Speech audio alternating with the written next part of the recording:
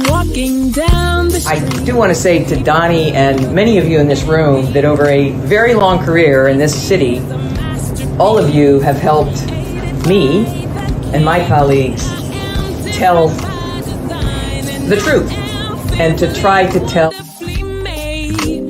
I may not look like you and you me, but my head up. I'm South Carolina, so I just... What does this event mean to you, Miss Peggy Mars? Oh, my heart, Happy 20th anniversary. my heart is about loving up on my sisters. Do you know what it feels like to have your sisters in the room? Done. And dare to be different and unique. I'm gonna be the best me I can be by letting His glory shine through. I am beautiful, I am blessed, but not just what you see in the flesh. I'm free from people, free from myself. There's The doctor lived next door to the janitor to the reverend and the lawyer. We were together. Now we get so high and mighty that you create stress for your society because you don't like poor black folks either. That's a health problem. Get yourself together so I can stop being taking care of geriatric people and get back to pediatrics. I thank you, Doni, for all you've done. Let's keep doing it all the more. letting His glory shine through. Dare to be you, dare to be me, dare to be different and unique. I'm gonna be the best me I can be by letting His glory shine through. And I dare you, I dare you, I dare you to be you. First name's Doni, last name's Glover. In it to win it for the long haul, baby. Today, our guest will be Mr. Joe Gaskins. He's the president of the African American Medical Cannabis Association and co-chairman of the Maryland Business Clergy Partnership. For years, Mr. Gaskins has been involved in being an advocate for the Black business community to ensure that we get a fair piece of the pie. Black people make up 30% of the state of Maryland. While he resides currently in gorgeous Prince George's County, he is an advocate for Blacks across the state, including Baltimore, including the Eastern Shore, including Southern Maryland. Without further ado, we present to you Mr. Joe Gaskins. Good morning, sir. Good morning, Doni. How are you? Good. What have you been up to these days? Trying to beat this heat, man, beyond delving in a little politics on the way, working for small businesses, the normal, you know. By the way, congratulations for this event Thursday, 21 years, man. Doing a great job. Nobody's been any, look, nobody stays in business for 21 years and by not doing it the right way. So that's an ultimate compliment. Time has a way of anointing you. To God be the glory. What year was that you blessed us with the Mandela Award? Was that 06? Yeah, 10 years ago. 10 years ago. 10 years. So, what's this? 2022? 2022. So 2013. Back. Nah, 2020. Yeah. New Year's Eve. So I guess it was 2013. You got me out on a New Year's Eve. That just doesn't happen. Nobody does that. Look, we're revisiting that in 2024. We were going to do it, but we didn't want to compete against New Year's Eve again. But we'll have the 10th anniversary of the. But it was special. Who else did you have there? Was Michael Steele there? Yeah, Michael Steele was there. Senator C. Anthony Mears was there. One of the Red Tail recipients happened to be Deborah Carter's father. He was Bob Friend. Yes. Love me some Bob Friend, Jack. Love Bob Friend. Bob Friend was a tremendous man, a trailblazer. We're losing a lot of those guys, you know. History is it was something that never repeats itself. Since we're reminiscing, tell me about Chet Howard. Man, every time I think about Chet, I think about the good times we have. And Chet was vigilant. And I think about the Redskins when he told them they would never win another Super Bowl. Chet had talked to the owner and was negotiating minority business contracts with Jack Ken Cook at the time. And Jack Ken Cook is very deceptive, and his guys, Walter Lynch at the time. And I remember clearly when he frustrated and attempted to pull a fast one over on Reb. And Reb said, "Look, I cursed the entire Redskins team. You will never win another Super Bowl." And the Redskins have never won another Super Bowl, and they won't because they're no longer the Redskins. But that tells you the intensity and the ability for individuals to have courage and stand up against the system. And bullies. Hey, look, that's what he did. So, and because of that, the Prince George County Contractors Association has always been a viable component in the industry. Along with, I can't leave out our guy over in Baltimore, Arnold Jolivet and Robert Clay, those guys. Yeah. Legends, I tell you. Yeah. No joke. No joke. Those guys couldn't be bought out. They were not going to be bought out by the system. They were very unique in the way they negotiated. But you knew that they were going to negotiate on behalf of the minority community when they stepped into a room. Both of those men would hire me. Both of those men were very personable in paying me.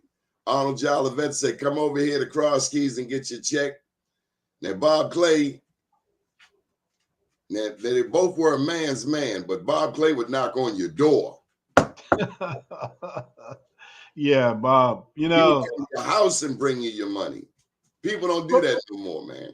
No, they don't. And what you're saying about Bob is absolutely right. Bob was a tremendous individual, and it's devastating still today how Bob left us. I cried like a baby. It was a Monday morning. Oh man, those are two people who really hit me. All three of them. But Bob, because of the circumstances, not a natural death. He was right-handed, and the bullet goes in his left side, and the local people try to say, the local officials, coroner included, yes, tried to say he committed suicide. Anybody knew Bob Clay? Come on, man. Come on. Go on with that bull. With that bull. Robert at that time had everything going for him. Pocket full of money. I ain't never met no plenty of money. Plenty of money. And I've never been to a funeral that had that many businesses, truckers, dump trucks loaded. Dump trucks. My God. Man, surrounding it was just a phenomenal sight to pay tribute to the works that he had accomplished. So, I look at where we are today, and I look at our leadership today, and I sometimes frown on and wonder what will take place over the next 20 or more years. You've done 21. What's in store for the next 21 years? I don't believe that we'll have the tenacity. I don't. Come on. Why? Well, I think what happens is we have such attack on the system, and it's not necessarily focused on Baltimore or the Washington metropolitan areas, focused across the country.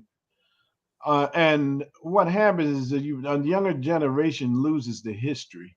I got to tell you, you have a young man in gorgeous Prince George's in Laurel. Bob Clay was from Laurel. His name is Martin Mitchell. Okay. And Martin Mitchell is running for mayor of Laurel. He just told me this morning, just sent me an announcement. Right. You got Richard Deshae Elliott there in Prince George's County. And you have others. Irvin Reed points them out all the time. You have a whole new generation in Prince George's that is kicking butt, taking names, and they're taking no hostages. What they say in those old movies, we take no quarters. No wooden nickels. No. That's Take right. no quarter. No quarters. No, Absolutely. no Two quarters different. mean no surrender, none of that. You Yes. live or you die. Yes. And I more or less was referring to the business component of it, because it takes years and years and years for you to understand what was there before, and what we're slowly losing with the attack on civil rights in the country. Joe, did you see what happened on August the 5th in Montgomery, Alabama? Yeah. That's outrageous that you I would don't even know have. that this next generation is all that kumbaya. Yeah, look, I'm with you 100% on that, Donnie. They were baptizing in the river. Yes, absolutely. They Absolutely. were baptizing in the name of the Holy Spirit. Everybody goes down. So look, that was it was refreshing. And look, I had to go back and say this. My daughters, and they were showing me this on, like, I've never seen them engaged in any type of activity before, because they have a focus, and they focus on their careers. But each It's not one to of say them, that they're not disaffected. yes, It's not to say that they don't see it. yes, they showed me that clip over and over again. And for that, Donnie, I would say that they have an effective way of doing things. They don't do it the same way we do it, but they do it. There's no Yes, they question. do. Yes. Showed up and showed out. Yeah, but we need to make sure that our leadership carries the ball until I would hope that we would have a transformation from a business perspective and a political perspective, because we're in a struggle. We're seriously in the struggle. See, that's where you and I are important. It's our job to share the history with them. Now, this generation, they're focused on the money, but they have to have a sense of history to understand the multiplicity of games that will be thrown at them. Tulsa's Black Wall Street. They try to say that Black people can't produce, can't build. And out there in the middle of Oklahoma, we built 36 square blocks of Black businesses. And that wasn't the first. In my book, I Am Black Wall Street, I tell you that there were 70 to 80 Black towns in Oklahoma. East Texas alone had 500 Black towns. We're not taught our history. And not only that, the distortion continues, with DeSantis sitting in Florida, wanting to lead the charge to rewrite He history. can try all he wants. He does not make the sun come up. He does not make the sun go down. He is one man. And it got proven in Alabama. And it got proven last night was historical too. The defeat of that proposed legislation that would have required you to have 60% of the vote in order to achieve important referendums in states, which could have spilled over into other states in the country. That was extremely effective politicking from a community base, and it shows. From a spiritual standpoint, do you think God has brought us this far to leave us? Without a doubt, no, He has not abandoned us in the struggle. Not at all. I'm a very spiritual person. I think the adversity that we sometimes have to deal with are is exactly what He puts in front of us to make us stronger. And I think the spirituality will outbeat non-spirituality by far. And it takes you back to little David with that one rock to take down Goliath. So no, I know that Everybody's mission orientated, should be. And I think that what's important is that we hold each other accountable and that we stay in our lanes. Sometimes individuals see this nice fruit on this tree and forget what they have in their refrigerator. We have to stay focused. We have to totally stay focused and supportive of people with missions and not to be in competition with people with missions.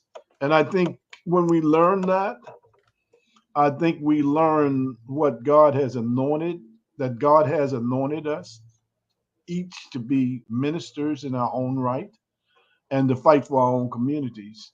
But I would like to see us to be more um, walking hand in hand as Martin did many, many years ago when they didn't have fast train, fast cars, but you could pull uh, thousands and hundreds of thousands of people down the fight for civil rights. Um, I think I'm waiting to see what happens in August. On this next round, I'm going to be totally supportive and out there as an effort. I Joe, let me get a word in. Yes.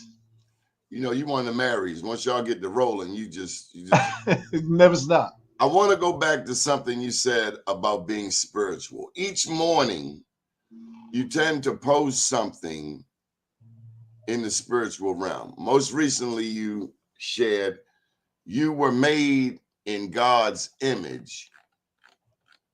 You have the power. Another morning, you wrote, to reach your destiny.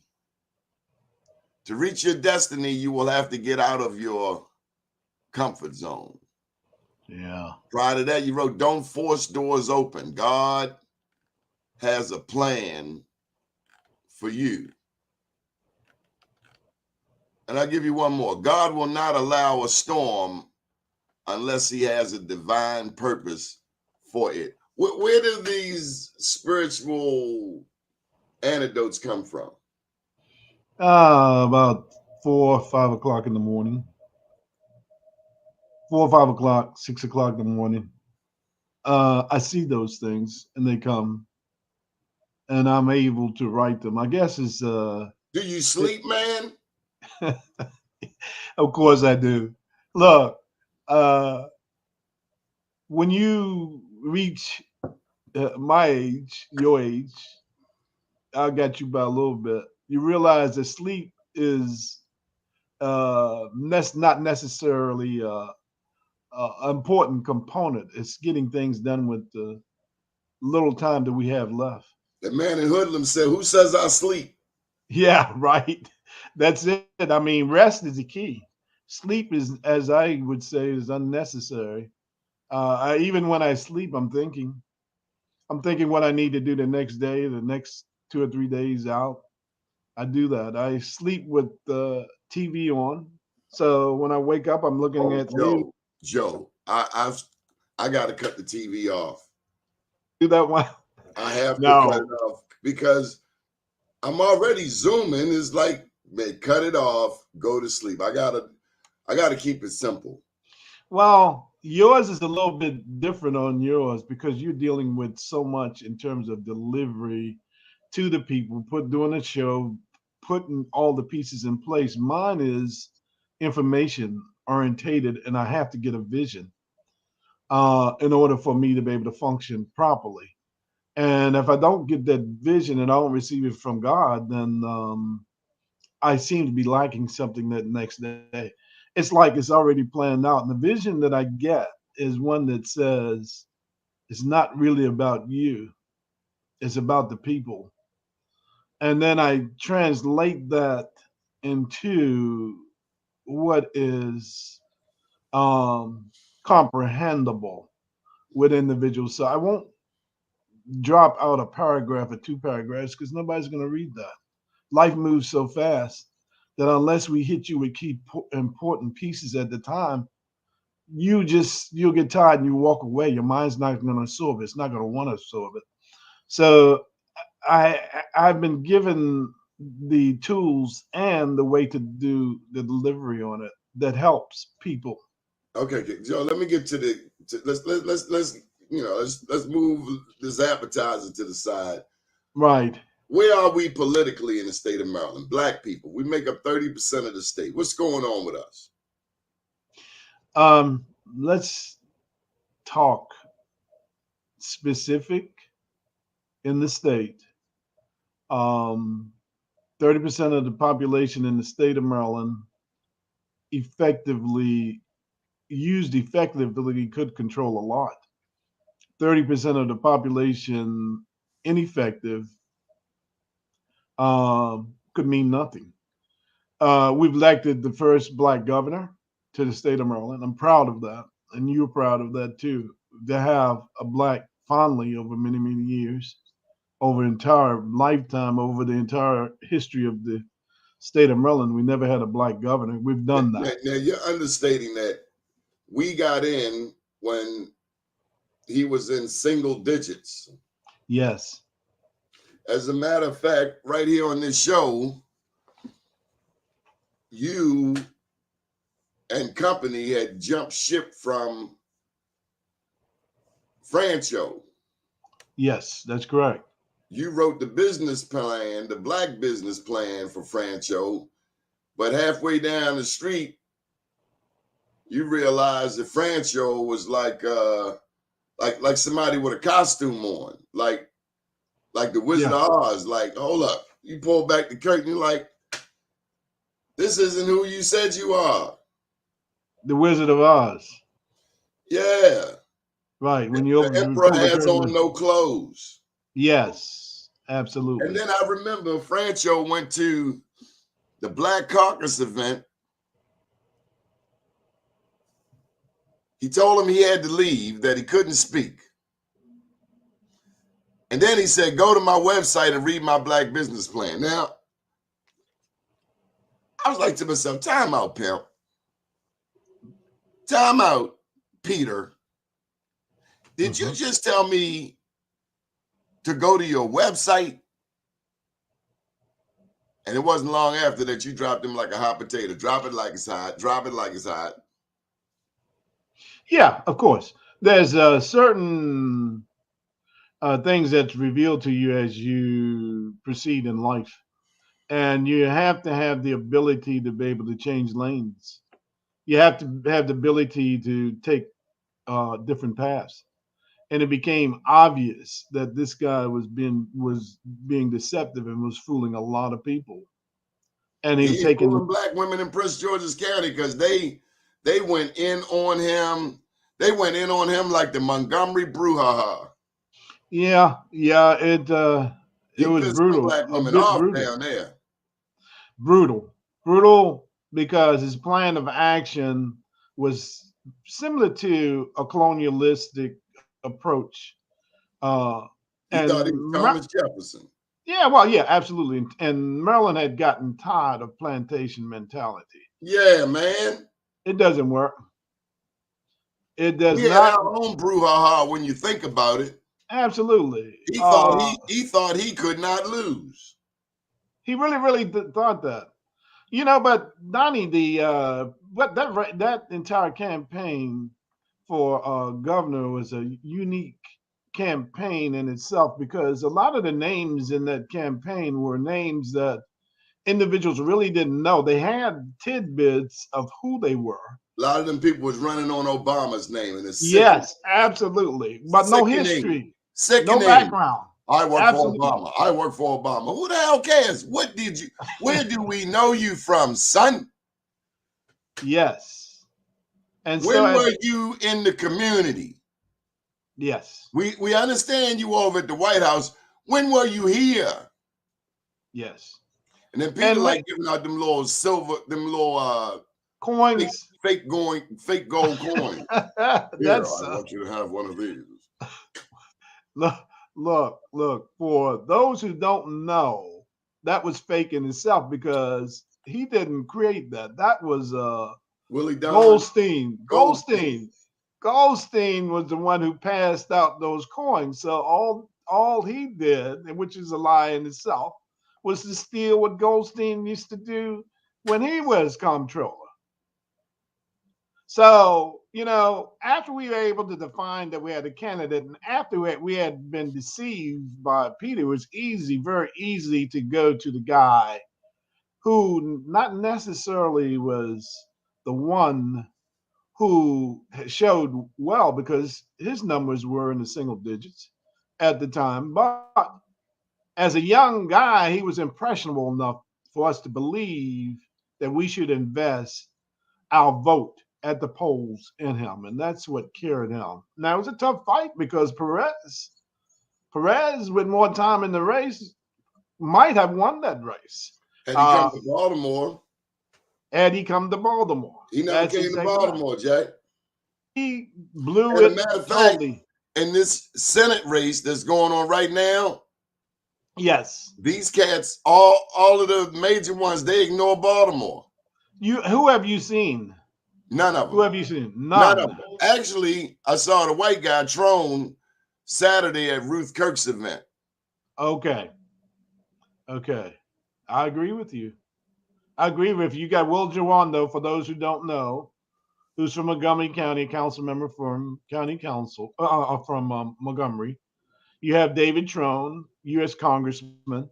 You have Angela Alsobrooks, County Executive from Prince George County. And go ahead, Donnie.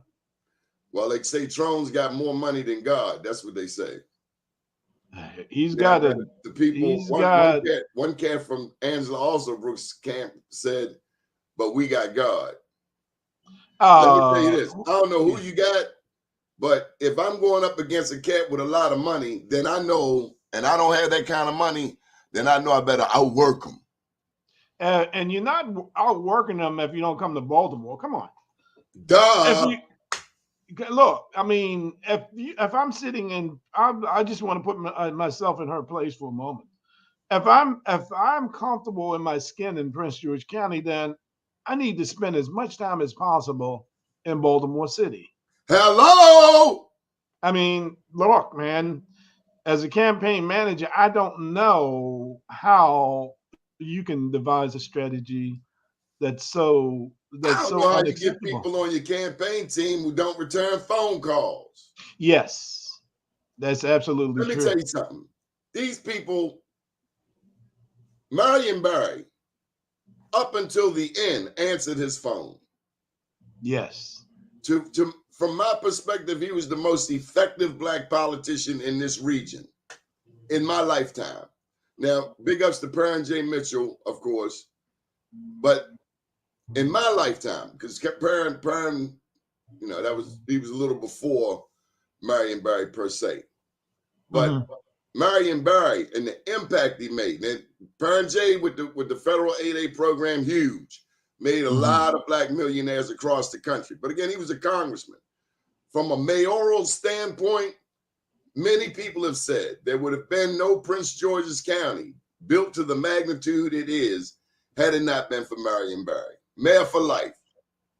You're absolutely correct. I did his 69th birthday. Our business people came together and we pulled it off. And we couldn't have done it for a better person and at a better time. I mean, we didn't wait until 70. We said, let's do it now. And we gave him, and he enjoyed it, Donnie. He enjoyed it. I have never sit and been to a better event where he was just comfortable. And I thought, look, as a young guy there in D.C. with a business in D.C. in the 80s, I followed Marion. I tried to get close to Marion, and my brother-in-law, I used to meet with him all the time because he was the president of the union, of the Public Works Union. And he says, Joe, I'm not going to introduce you to Marion because you might get in trouble. So at every event that I could go to, I'd try to get close to Marion. I couldn't get close to Marion. I'd be in one side of the hotel and he'd move to the other side. He knew I was following him throughout the hotel, but he wouldn't let me catch up with him. So that was divine in itself. At that particular point in time, we knew that the media was chasing him. The FBI was chasing him. Everybody was chasing him. How many people know Marion Barry took a bullet? They don't know that. I will bet you that 90% of the people today do not know that he what happened in that event when on in his office in the chamber. Yes, they do not know. They do not know that. Marion was a tremendous individual. The How many, guy who had courage and made millionaires. Come, yes, that's the thing that made him black such a and white. black and white. He did the team. Okay, Oliver Carr, you do this. You work with this.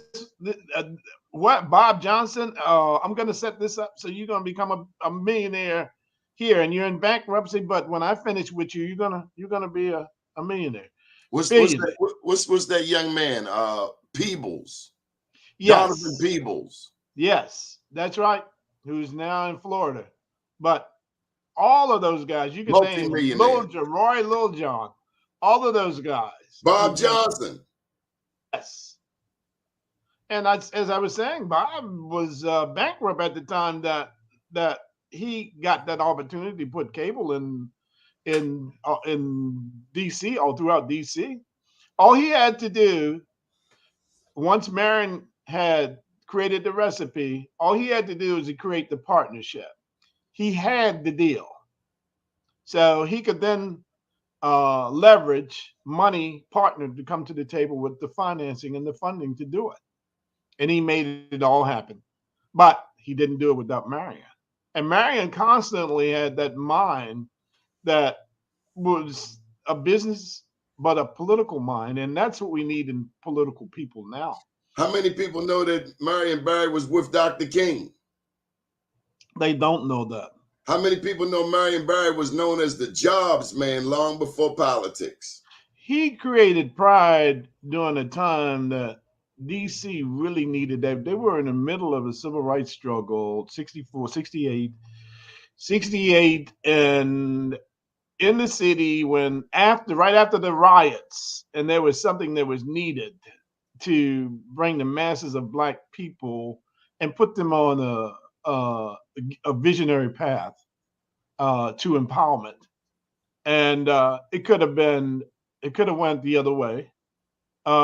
But with him stepping in and putting in place pride and creating those jobs, man, nobody's ever done that. I mean, there was empowerment back that Bobby Kennedy did in New York, but not to the extent that Marion was able to change the dynamics in DC, because those same people that he gave those jobs are the same people who are in Prince George County today. They benefited, and he lifted up individuals from poverty and put them into middle class business people and individuals who are now sitting at the country clubs. They say you have the Holy Spirit when you help empower others. Yes, absolutely. And that's the only way you get it, because after we leave, I read something the other day as you were talking about what I write, that said basically, I've had this young lady who was dying. She's on a dying bed, and she's a billionaire, close to it. And she needed surgery. She needed liver. She's young. She was young. She's 40 years old. She says, I have achieved everything. Everything in my life, I've had it, from going across the world, having the best of everything. But now I can't even enjoy my dollars. They mean nothing to me. The only thing, I used to have clothes that cost hundreds of thousands, furs, diamonds. I can't even put a diamond on them because my fingers are too small. Now I've lost so much weight that a ring won't even fit on. The jewelry will do me no good. The only clothes that I wear is this gown, hospital gown that I have on. Joe, the song comes to mind, Silver and Gold. Yes. Silver and gold. I'd rather have Jesus than silver and gold. Got all of these things. Jeffrey Epstein was found in a cell, billionaire with a rope around his neck. So be careful chasing that silver and gold. Yes. Remember, and I want our political people in this race, and it's not my responsibility to tell them because they have their own mission, but I can constantly suggest to them that if you're not doing it properly, it's not going to work. Put differently, if you don't keep God first, yes, you will fail. You will fail. And You as a will. member of the black press, I can tell you, they don't know us right now. Right. But as soon as they get in trouble, oh, Donnie, can you help me? Joe, Joe, Yeah. will you take Absolutely. my call? I need your assistance. Yeah. Meanwhile, they go out and pay these white consultants from Yes. Boston, Wisconsin, Arizona to come to our state and Yeah. tell black people like you and me what to do on the campaign trail. And that's when they get laughed at. Yeah. Absolutely. Absolutely. I mean, in order to First they laugh at you, then they fight you, and then after they lose, they get mad. Yeah, sure. And then they talk about you. Just come and say, hey, Joe, would like to hire you to consult our campaign. Yes. Give you your damn money like the Republicans do. Yes. Absolutely. Why do we always want to, talk down the price when it comes to paying black people? Well, Are we white supremacists? Do we believe the white man's ice is colder? look, Donnie, well, You sooner got or a cat got later, a statewide position. I ain't gonna say his name because he got a big time position now. But he hired out of state people to come to Maryland to win. yes. And they were white guys. This is a black person. Right. No names, not who you think I'm talking about. Right. When the consultants come, they come to hire us. Yes. Lord God, in the name of heaven. Look, and then we get our elected officials who are in office who are really not working for you. So they get your vote, but they empower the white power structure. Oh, you sound like you talking about Herman Taylor. Oops. Look, man, if the shoe fits, He wear did it. that MBE night down there, man. I wanted to push him right in National Harbor. Well, Ain't heard from him since. It's ridiculous that they sell you out that way, and they do it and with no problem, no issue, unless you tell them as you did. You confronted him and you told him. You didn't tell him behind. You didn't leak it out. You told him. You told him on your show. Absolutely. That's right. We have enough. To deal with beyond having our own people to sell us out. Montgomery, Alabama reminded us that the fight is not over. Just because you live in Woodmore, just because you drive an Audi, just because you got a 3-car garage with 2 other Audis, right? It does not mean that the fight is over. No, not at all. Not at all. Especially, in Prince George's, y'all got some mean fights down there.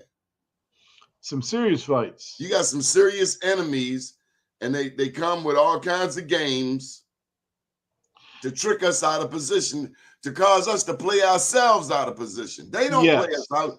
They cause us to play ourselves out of position. God will put you on point. God puts you right there. Yeah. But you get in there and go for the okie doke. True. Be it a woman, be it money, but you slip up. Yeah. True. Yeah, you got it. You couldn't said it any better. For those who are listening, it is a sense of what's really in your heart, in your spirit, and following through on it. But you have a lot of individuals who are really personally working for themselves, working to destroy you, will do anything that will allow them to move what they think will allow them to move forward and progress, while being deceptive to their race and their. What really ticked me off what I found out about MBE night, I thought it was about you, me, the small black business owner. Yes. And then what they tell me is that you got white people on the stage doing all the damn talking. Yeah, and look, what the hell is that? This is a black business forum. Now, I'm not saying white people can't be there, but I'm just saying, can you imagine white people speaking at the Nation of Islam meeting? I ain't saying we. Come on, man. Yeah, it's like, right. Well, damn, do you believe in yourself at all, son? Yeah, Don. Hey, look, horrific, man. horrific. And those individuals who pulled them all should be cascaded. They should never be allowed to step in and represent anybody in the black community. That's like, I mean, I go back to what Chet says. You know, they should be at this particular point in time totally admonished in our structure. And I think they are. I think as a result, they have diminished significantly. I said this when asked about that particular event. You know, I was a former chair of the Black Caucus Foundation in the state of Maryland for a period of time. And when you were there, did you hire black people? Yes, all black folk, of course. I mean, real black people, not just in skin, black people. Yeah, real, absolutely real. I had to fight to get our people. Because, you know, some of us get in those positions and then we forget phone numbers. We all of a sudden, we get real new.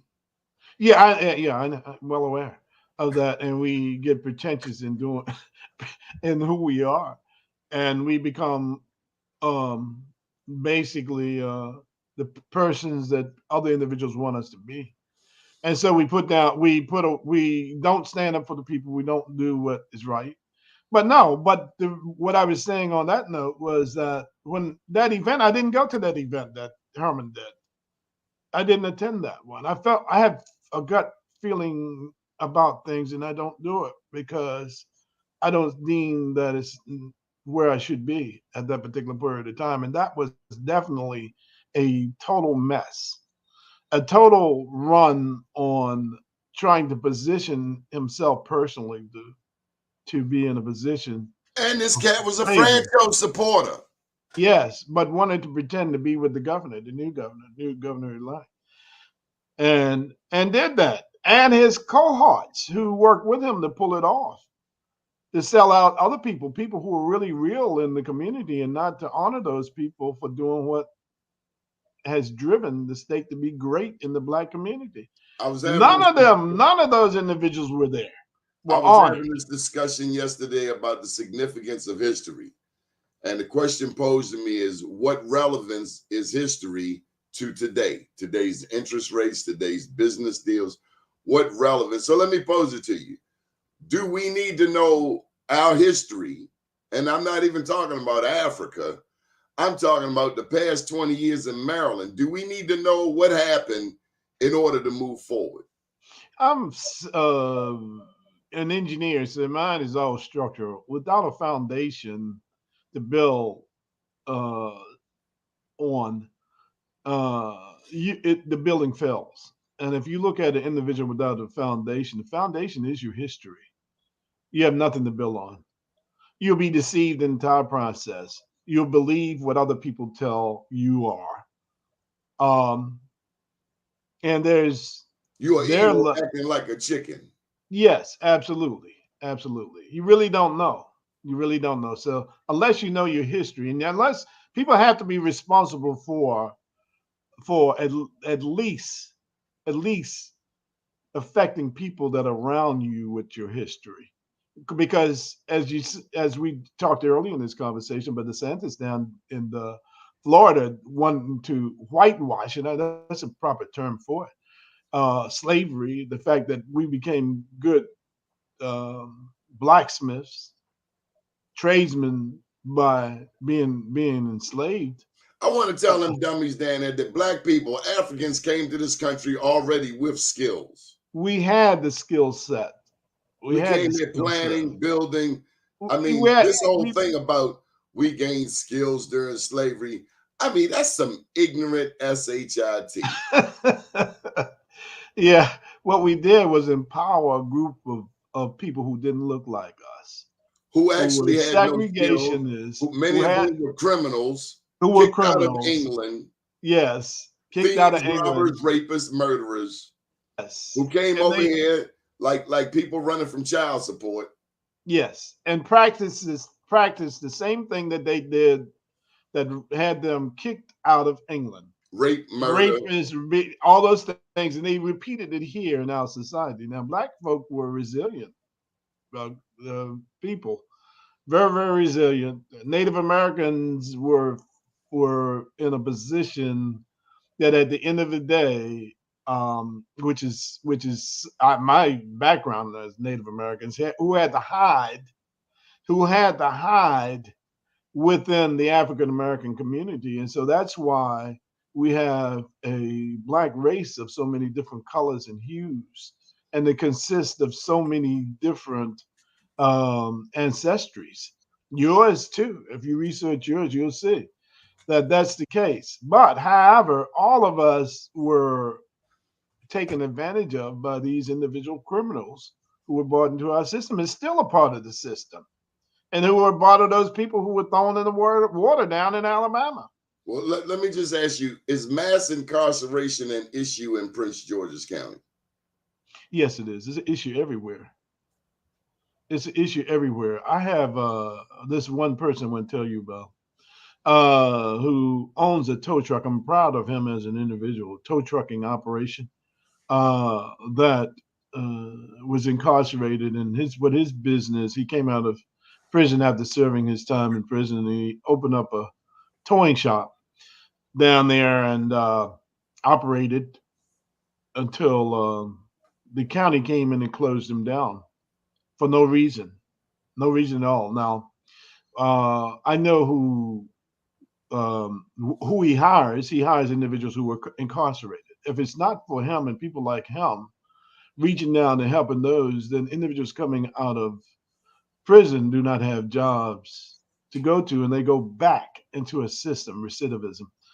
And because of him, he is able to hire somebody that other individuals will not touch, individuals with felonies. And he does a great job. But the county, Prince George County, closed his business down for no reason at all. And so minor charges, and when I say close the business down, this guy has contracts with Progressive, Allstate, you name it, insurance companies that he repairs their cars. When they close their shop down, with those cars sitting in his lot locked in, the business that they sent him, he can't even perform. They won't even allow him to get the cars off of his lot to give them back to the owners. Now, when he applied for a tow license in the county, they told him that because you have this guy with a felony on his record driving one of your trucks, then we can't put you on a tow license, on towing cars in Prince George County. It is those kind of things that, for me or you, who have not spent 10, 15, 20 years locked down in the system, that you look at and say, look, I got to fight to help this guy out along the way, in a fight that I shouldn't have to. It's our black brothers that we're there. The system should be helping them out because we are the elected officials in our system. And I can't get one of them to come in and stand up. I have to go to newly elected county council members who are willing to stand up. Everybody else pretends that it's not an injustice. It's society. The black individuals in this society have two enemies. The enemy that was the enemy that captured you and enslaved you, and the enemy who looks just like you, who keeps you in bondage.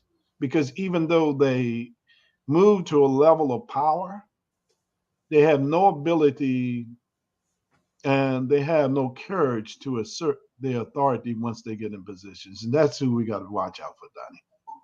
So any thoughts on moving forward?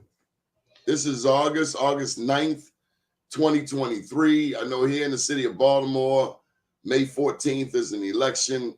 Looking at mayor, looking at the various offices, see people getting involved. We're going to choose a U.S. Senate president May 14th. At least the Democrats and the Republicans will put up their primary winners. What should we be thinking as a Black community statewide? Do we need to have a forum? And if we do have a forum, where do we need leaders to come from? Effectively, yes, we need a forum. And secondarily, the leaders need to come from Black populations. The city, the only one city, counties with the Black populations, the intelligent individuals who, when I mean intelligent, I don't want to just endow that on an individual who has a ton of degrees or have been successful with climbing up a ladder that benefits themselves. But people within the community who are successful with getting a message, willing to stand up. Those individuals who have to be empowered in that event that would bring them together and inform them and lead them into a position where they are leading versus being told what to do. It's essential that we move that next step and that we take our rightful position in determining who our leadership is going to be and not having individuals to be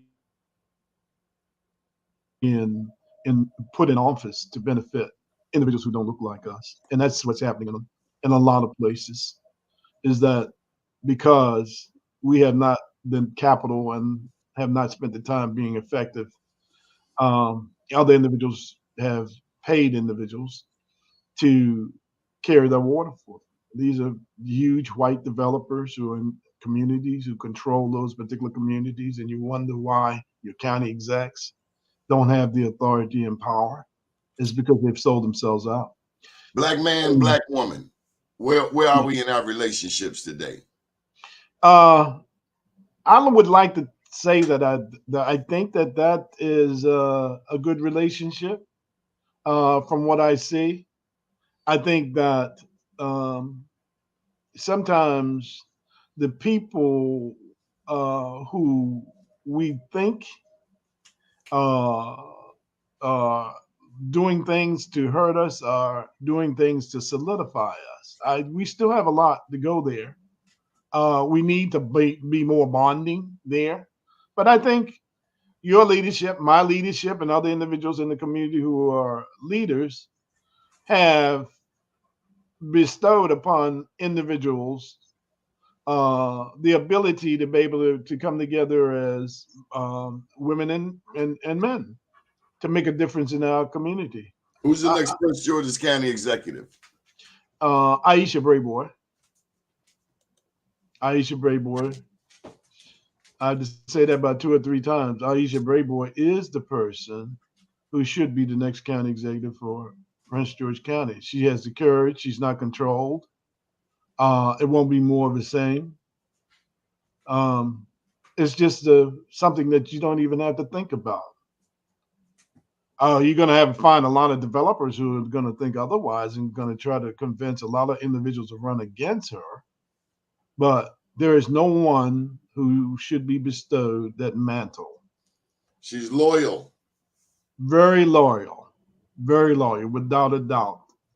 Loyalty, very smart. Loyalty. Loyalty is everything, especially in politics. Yes. I mean, Wayne Curry, man, he had a circle. He had a tight circle. He had a big circle, but his inner circle, they was tight, loyal. I had that conversation with somebody else, Donnie, because myself and Wayne were adversarial. We believed because we were leading, and Wayne was leading in the community at large, and I was leading from a minority community, and I was working on Wayne's house, and Wayne got the message from someone that he had individuals who were incarcerated working on his house. You got to be careful. Who are those people you got? Well, they finally traced it down to me. And at that time I had a construction company, but I had a program that took people from corrections in the county and gave them jobs and to reduce their sentence. So Wayne saw me and Wayne said, "Joe, you got those criminals working at my house.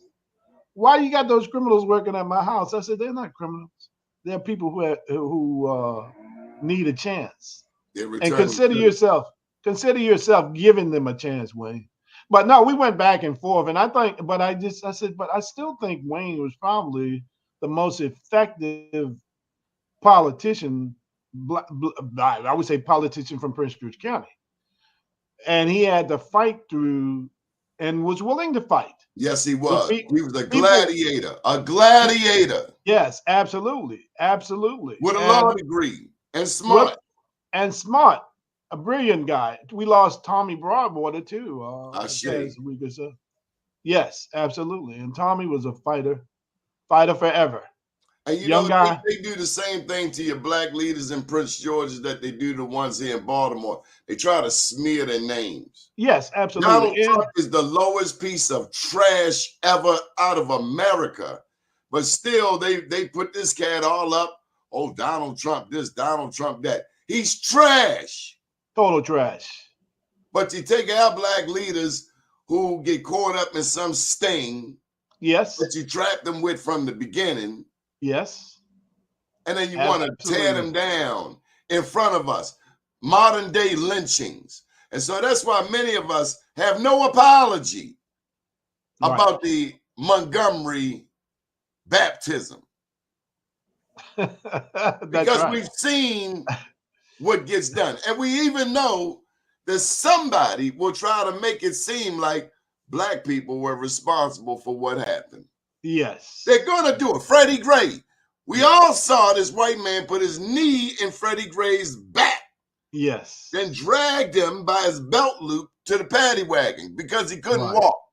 But when the trial went down, they got 3 blacks on trial. Mm-hmm. We know how this country gets down. We do know how that works. And we're sick and tired of being sick and tired.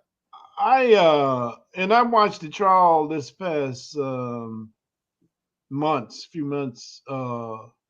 in Baltimore on the I'll call it case of the Squeegee Boys, and I think about how this guy would have the audacity to step out of his car, leave his car running, grab a baseball bat, and chase down kids in the street,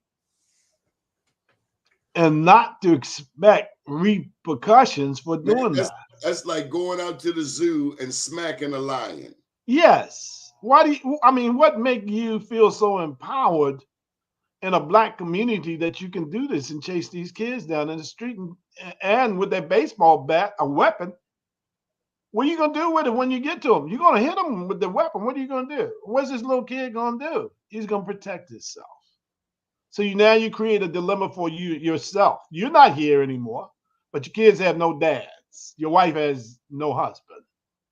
And now you got this black kid who's a victim of your stupidity, who now has to defend himself in a decision that he made because he was earning money that his family needed.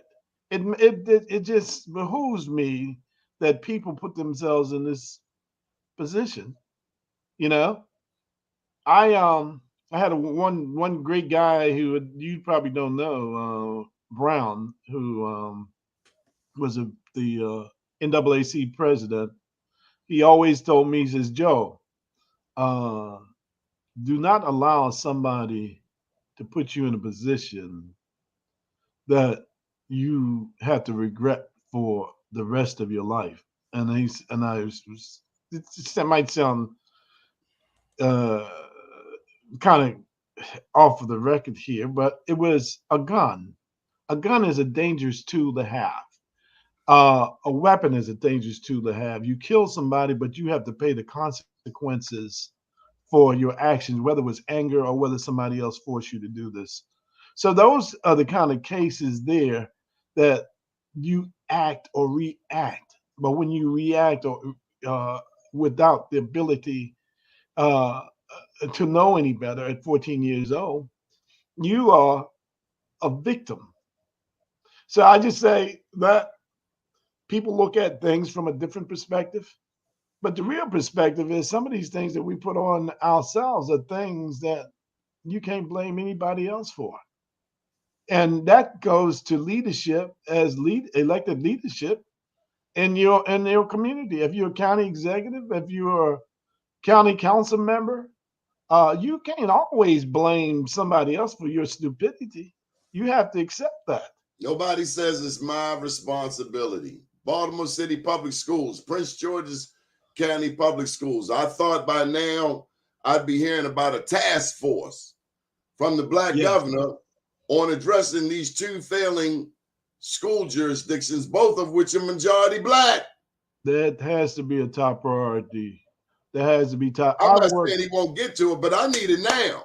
You need it now. We need it now. And I work with this organization called Boys and Girls Club of Maryland, and we do things on the inner city, Baltimore, everywhere, and areas of them that lack capacity to provide locations to help our kids. Man, we get all this money from we the have lottery. to help those people. The lottery got more than enough money to fund anything we need for our youth, but we just don't do it. Joe, we've run out of time. Any final thought before we get out of here? What's that?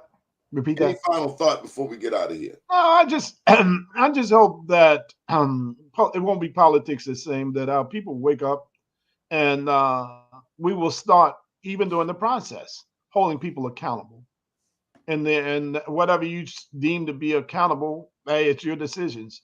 But hold people accountable, because at the end of the day, it's going to be your decision and your vote that for the next 4-6 years that you're going to have to live with.